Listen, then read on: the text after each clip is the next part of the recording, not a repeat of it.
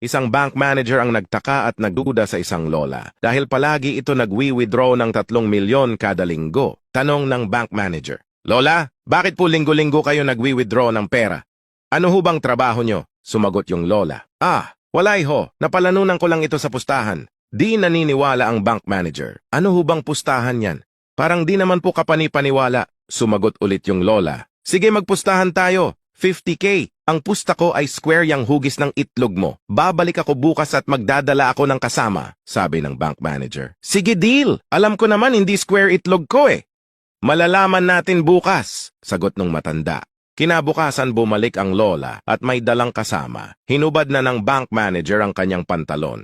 At hindi hugis square ang itlog nito kaya binigyan ng lola ng 50K ang manager. Sabi ng bank manager, "Paano ho kayo nagkakapera dun talo naman kayo?"